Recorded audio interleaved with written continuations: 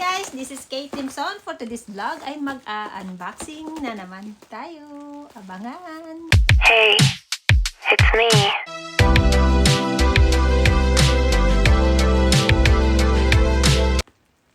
So ito na guys, bubuksan na natin kung ano na naman ang aking nabili online.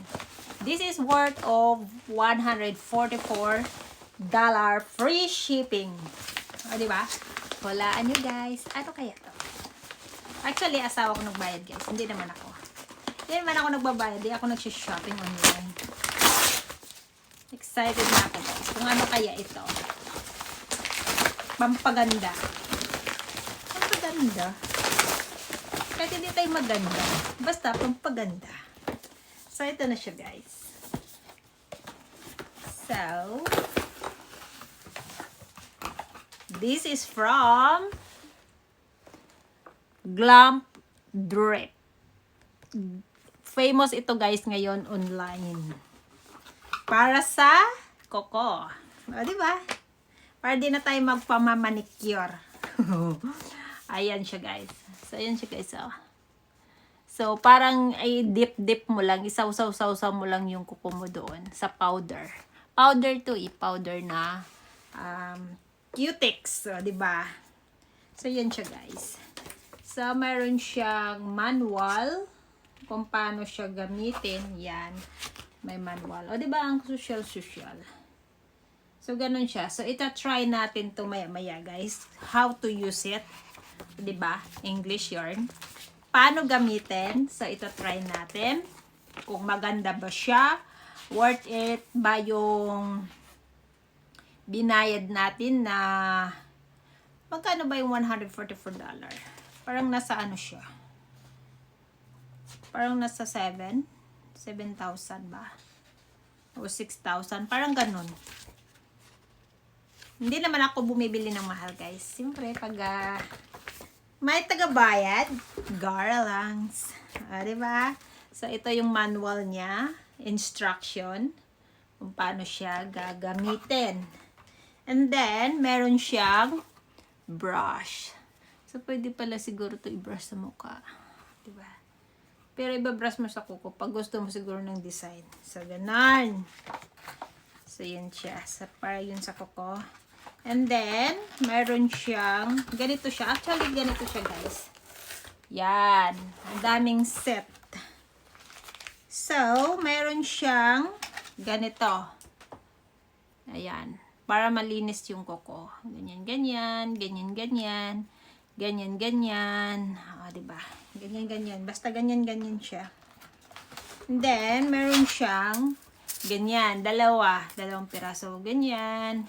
Yung kuko ko, guys, tingnan mo, ang ikli. Kasi, hindi ako pwede may mahabang kuko sa work ko. Kasi, nasusugatan ako, guys. Kasi, maganyan-ganyan ba ng bed?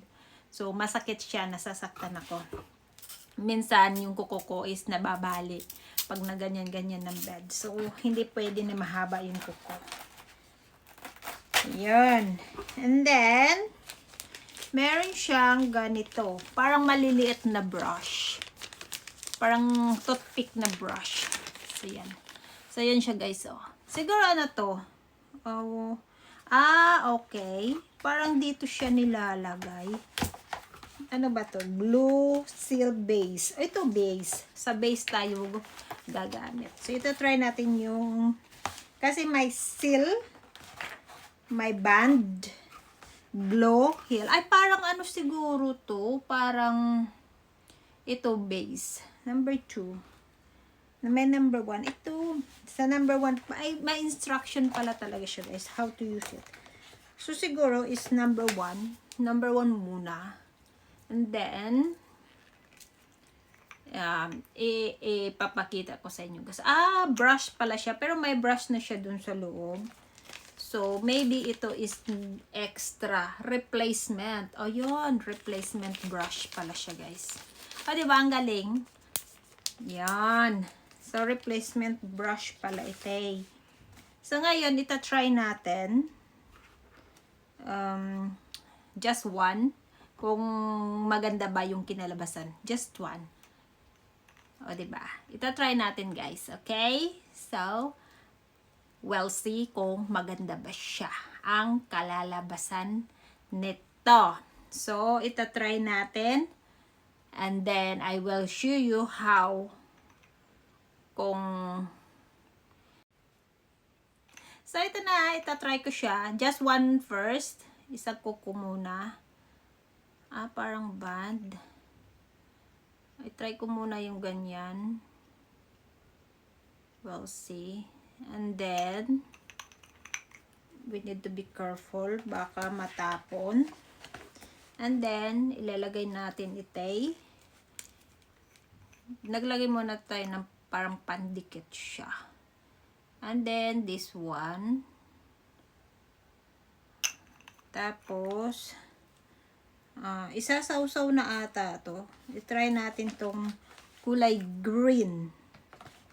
Ito, kulay green. Kulay green yung ano natin, i-try. So, the instruction is, ilalagay, isasawsaw daw. So, yan guys, para siyang pulbo. O, yun. So, ilalagay ko na yung aking kamay. Natapon. Sayang. So, ganun siya. Hindi siya naabot sa... Ay! Natapon siya. Sayang. Huwag ka matapon at ang mahal-mahal mo. Ginoo ko. Dapat pala may ano siya, sapin. So, hindi ko siya nasawsaw ng mabuti.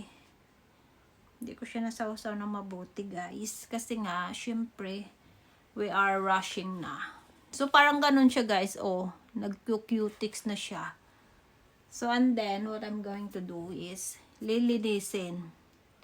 Parang tuyo na ata to eh. Oh, diba tuyo na siya kaagad. Oh, tuyo na. Oh, linisin na natin. Ganyan-ganyan na lang. Hindi ko siya nasawsaw ng maigi kasi natatapon siya.